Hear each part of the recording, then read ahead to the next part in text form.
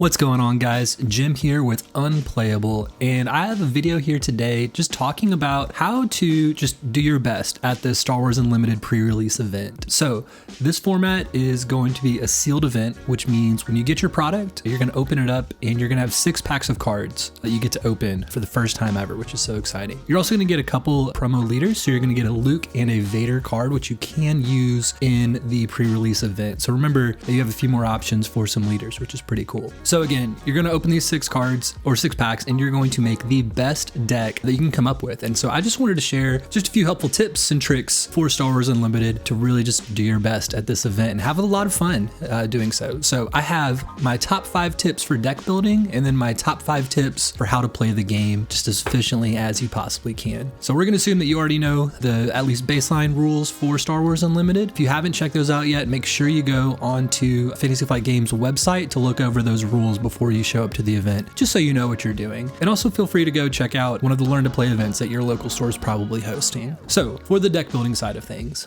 my number 1 tip I can give you is make sure that you have enough turn 1 plays. I like to call this eating your vegetables. So about 25% of your deck is going to be the sweet spot for turn 1 plays. So that's anything that's going to cost 1 or 2 that's going to be a unit that you can put onto the field. So again, if this is 25% of your deck, you're making a 30 card deck out of the 6 packs that you open. So roughly you want about 7 or 8 cards that you would be comfortable playing turn 1 to kind of get your game plan rolling. Second up is when you're trying to decide what deck to actually build, let your rares and legendaries, because I hope all of you guys pull multiple legendaries in this, kind of determine where you want to go. A lot of times those are the more powerful cards or sometimes more of the niche effects that you can kind of build around. And honestly, they're just some of the fun cards to play. They're going to be some of the most exciting pulls that you have. So maybe try to build a deck around those rares and legendaries and let the commons and uncommons complement that style. So if you pull a really cool legendary Darth Vader, maybe you're looking at a green villain option for what you're playing. Next up is make sure you have enough space units in your deck. It's going to be tempting to not include them. They're typically a little bit less, they have less stats than the ground units do. So as you're comparing, this 2-drop versus another 2-drop, typically the ground unit is going to seem stronger than the space unit. But if you totally neglect space, you can get absolutely run over on that side of the field.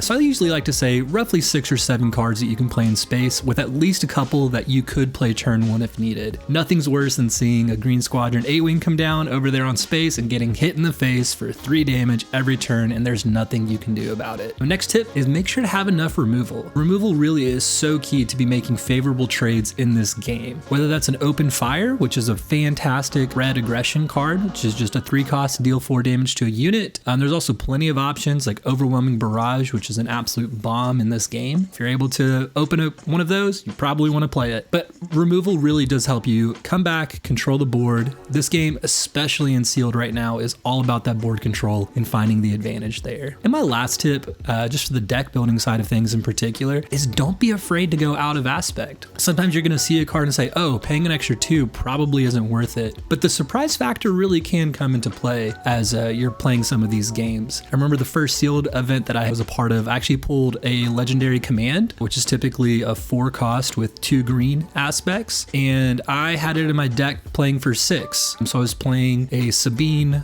with a green combo, and so command cost an additional 2, but my opponent was never going to play around that command, and I absolutely wiped the floor that game just because I was able to play a really cool card out of aspect. So as you're kind of identifying what are some of the cards you want to play, definitely don't have too many that would be out of aspect, because then you're never going to get to play the game. But if you have a couple cards that are really just cool cards that you want to see in there, go ahead and toss them in. So that's my 5 tips for deck building. Now I want to give you guys 5 tips on just how to sequence the game, play it, and kind of keep some of the decision points just in track.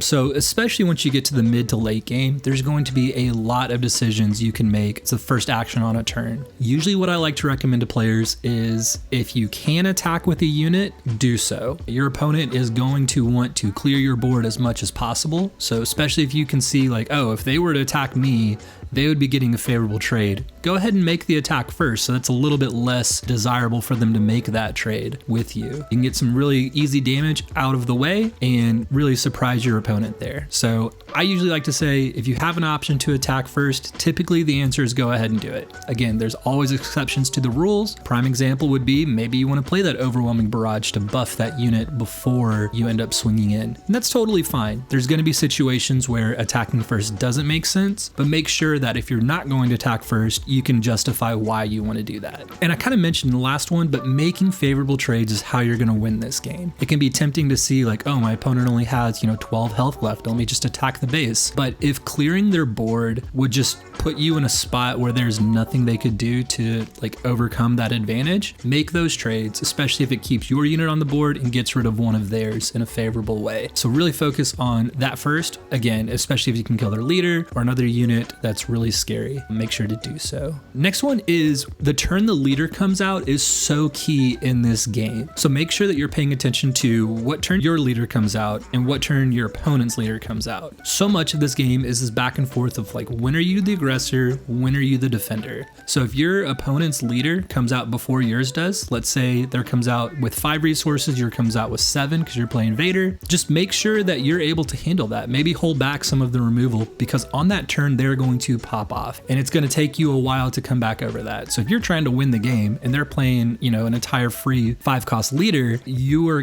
going to be so far behind that even when Vader does come out, it's too little too late. So in this instance, make sure that you're able to withhold that and stand all of that pressure. On the flip side, if you're the aggressor, you probably want to be winning the game before Darth Vader comes out. So as you're thinking through, what are the first couple of plays I want to make? How do I want to sequence this? You probably want to push the objective very quickly and get a quick win so that when the large leader comes out, you're already done with the game. No harm, no foul. There's nothing they can do to stop you. So really just keep in the back of your mind, when is that leader coming out and can you withhold that pressure? Next one, I have 2 more tips for you guys. Remember that taking the initiative is an option. You don't have to make every possible move on a turn for it to be a good turn. Sometimes taking the initiative and getting that first option the next turn is actually the best maneuver. So just be thinking through in your head, always remembering like, hey, if I were to be going first with where we're at right now on the turn, could I make an advantage out of that? A few examples for why that would be helpful is, let's say, they have their leader out, you have a card that can trade in really well, but at this point you can't because it's exhausted. Maybe you take initiative to make that trade early. Or maybe they have lethal on board and you need to make the first move, otherwise they're able to attack in and just kill you. Well, you need to take initiative so that you have at least a chance to come back and win that game. If all you're doing is just saying like, okay, well, I can attack for 1 damage here and I can play this little TIE fighter over on the side of the board, but there's some major things going on, sometimes taking the initiative is just the best route. So just remember, you can always do that. Passing is also an option as well. It's a little bit harder to figure out when you should pass though, because even though you could withhold some good removal or a big card that you want to see come down, if you pass and your opponent passes, the round is over and you don't get an opportunity to make another move. So sometimes it can be tempting to hold back something you can do. Just make sure that if you're going to do that, you're okay if they do pass as an option. Last thing I wanted to talk to you guys about today is how to mulligan well and how to choose what to resource to start the game. So when you are playing Star Wars Unlimited, you start by drawing 6 cards and you decide to choose which 2 cards you want to put down as a resource. You can mulligan, which means you're going to take your 6 cards, shuffle back into your deck and draw a new 6, and then you're stuck with those 6 cards. But usually that's what I've noticed is the biggest question new players have for this game of like, I don't know what I'm supposed to put down as a resource and what I'm supposed to keep in hand. So I like to just tell people, try to map out your first 2 turns. So it's like on turn 1, what's the coolest thing I can do? Maybe it's playing that Green Squadron A-Wing. Maybe you are playing Tarkin, so you can play that 1-cost Stormtrooper and then buff it because it's an Imperial. Go ahead and think through that turn and then maybe the next turn of what is the best thing you could do, holding back those cards and then trying to decide out of what's left, what's going to be the least helpful for you in the game. Sometimes you might miss and you're like, dang, I really should have kept that Sentinel unit